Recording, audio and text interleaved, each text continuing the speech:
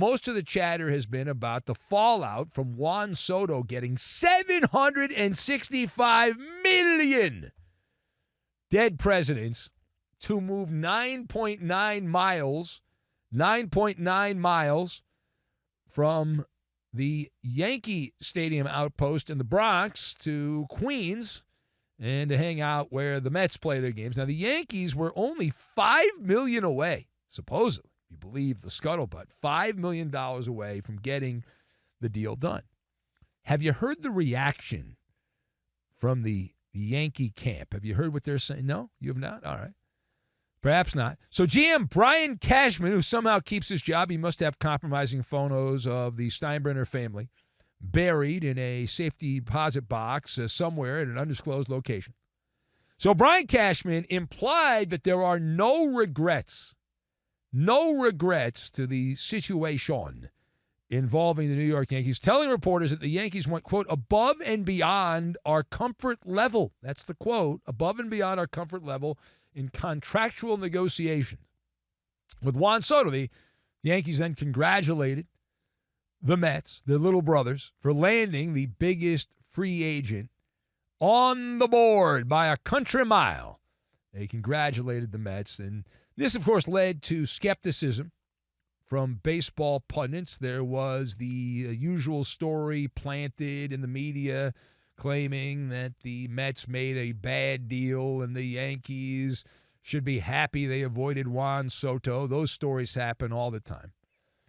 But let's focus in, as we discuss, on the latest commentary from Brian Cashman. So Brian Cashman, general manager of the Yankees, says the Yankees have no regrets after, in his words, going above and beyond their comfort level in the Juan sweepstakes.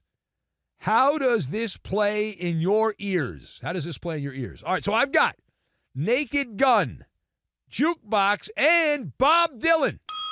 And we will combine all of these things together, and we are going to make a twisted ankle.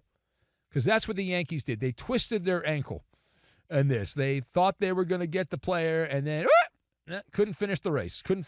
They came up lame, had a problem with their ankle. So number one.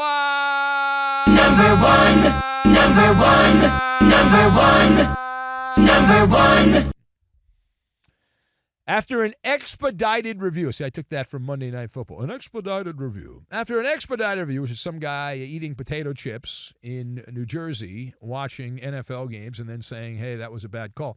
After an expedited review, the New York Yankees bet on the wrong horse, right? They bet on the wrong horse here. They would have never traded the volume of talent that they sent to the San Diego baseball team a year ago to acquire Juan Soto from the Padres if they knew it was going to be a one-year rental.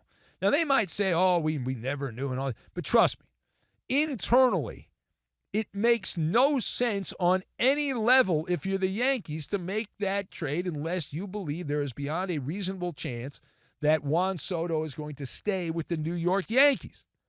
And arrogantly, the Yankees assumed internally that Juan Soto would get a taste of the Bronx and he'd fall in love with everything about the pinstripes and the history of the Yankees and all that stuff.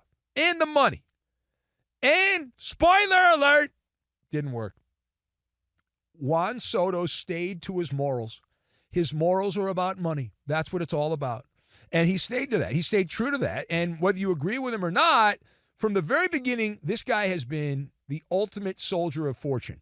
He is 26 years old. He has played for 4 teams.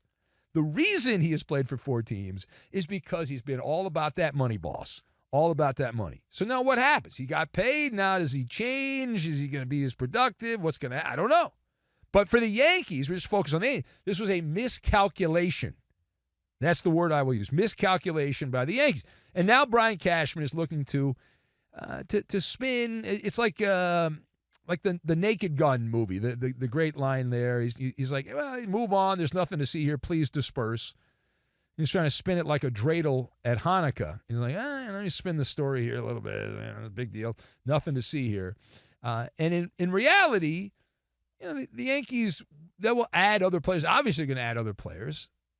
but they're not going to get anyone as good as Juan Soto. And so it's a question of short-term pain, conceivably for long-term gain. There will be a point where you cross the Rubicon with Juan Soto, and he will become a diminishing asset who you will be paying $55 million a year for what he did in his 20s. And some guys do peak in their mid-20s. Most players' athletic prime is between 28 and 32. Soto's 26 years old.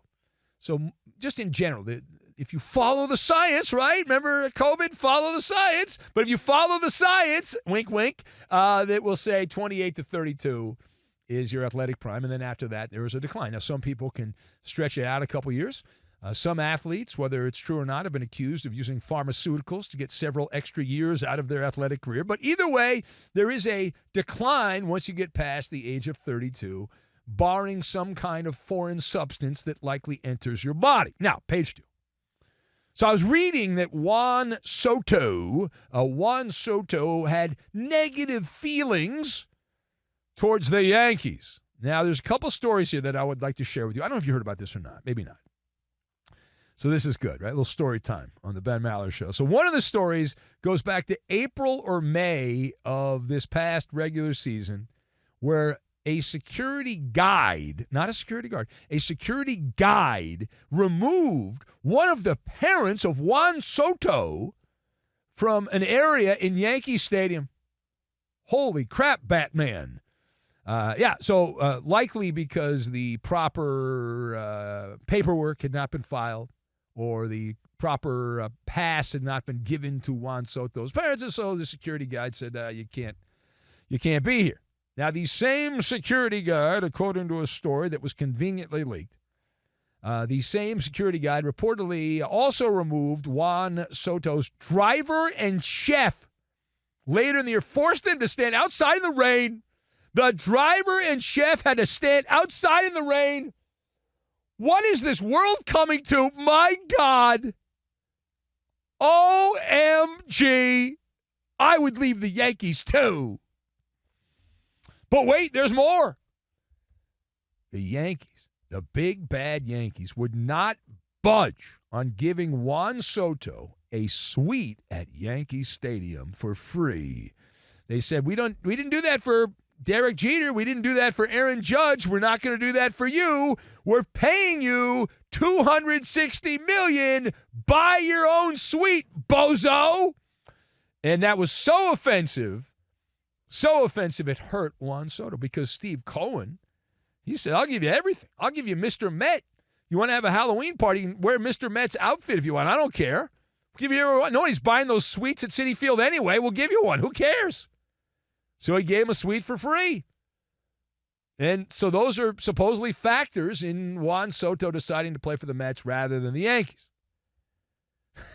All right, so here's the deal. Juan Soto had negative feelings with Yankee security. He was upset with Yankee management for not giving him a luxury box for free. Are you intrigued by this story? So I'm going to go first here. You can check in later on. Send me your comments. But my take on this, it is a plant-based story. The Juan Soto luxury box, the Juan Soto beef with security is a plant-based story. John Heyman, who it's been well documented, John Heyman, a mouthpiece of Scott Boras. The way he reacted, he got into a radio beef with a host at WFAN in New York over the weekend, I believe, or the end of last week.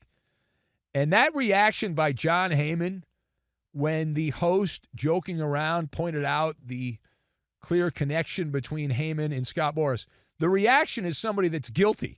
Yeah, it's just evidence. It's not direct evidence, but it's circumstantial evidence that John Heyman, those reports are accurate. There's something going on there with Heyman and Scott Boras. And he got so offended by that, John Heyman, that he said, I'm never doing this again, blah, blah, blah, blah, blah, blah, blah, blah, blah, blah. But he's known in the industry as a mouthpiece for Scott Boras, that he might as well be on the payroll as a PR person if he's not. And so it's rather clear that they're trying to set a new tone, that Juan Soto looks Not so good here, right? Because $5 million in the big picture is not all that much. When you talk about $760 million, you're on a team that was in the World Series. All right, you're better off in the American League because it's an easier path because you don't have the Dodgers. The National League, just to get the World Series, you got to get by the Dodgers at some point. That's a problem, right? So now, do we have any inside sources? No. But just common sense would say it's more likely than not that story was leaked to John Heyman by Scott Boras or a Scott Boras toady and trying to protect Juan Soto. He looks like a douche. And so Scott Boras is like, well, we love him. He took the money. He did what we wanted him to do. And, hey, listen, this cat didn't leave the Yankees for the Mets because of money. He did it because he's a family man. Man alive.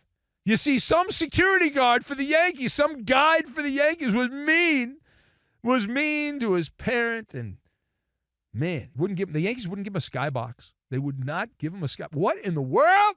As Jackie Slater would say, what in the world? No skybox for free?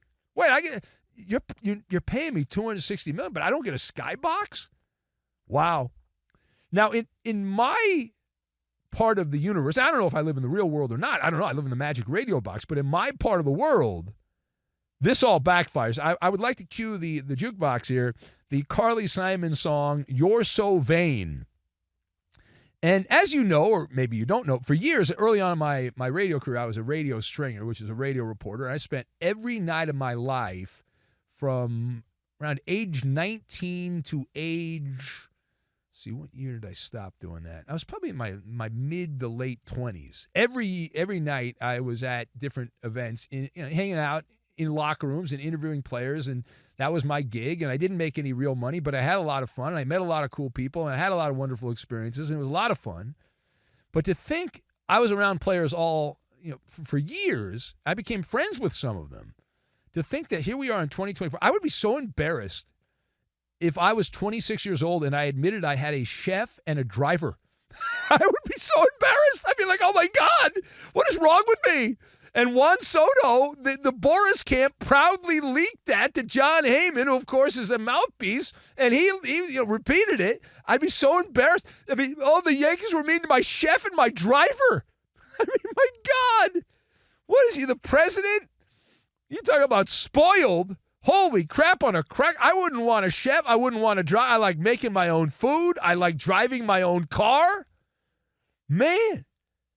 It's just insane. It's ridiculous. All right, now, final point. Real quick. The GM of the Mets, David Stearns, said the Metropolitans would love to bring Pete Alonso back. He's still out there. Is the feeling mutual? So on this one, we're going to go to the classic line from Bob Dylan, who said, money doesn't talk, it swears. And if the Mets pay the market rate, then Alonso will go back to the Mets. If not, right, forget about it. The Mets are now defined by pork barrel spending. Pork barrel spending for the New York Mets. And Pete Alonso is known as the polar bear, and there's going to be a lot of blubber that he's going to need. No such thing as a hometown discount anymore. The owner, Steve Cohen, has shown to you and to I that, hey, listen, things are different now. Things have changed, and he's got plenty of money to burn. He's a fanboy, and Pete Alonso's one of the great Mets in recent years, even though they haven't won anything. And so that's the way it is, right? And Pete Alonso was the king of Queens. And if you were to go back to the Mets, he'd be the third best player, right? They got Francisco Lindor and Juan Soto, and then Alonso would be number 3. And you look around, there's plenty of money the Red Sox have supposedly to play with, the Yankees, the Giants, other teams that have money to burn. So it's more likely than not Alonso's not coming back to the Mets, and the Mets were just being polite.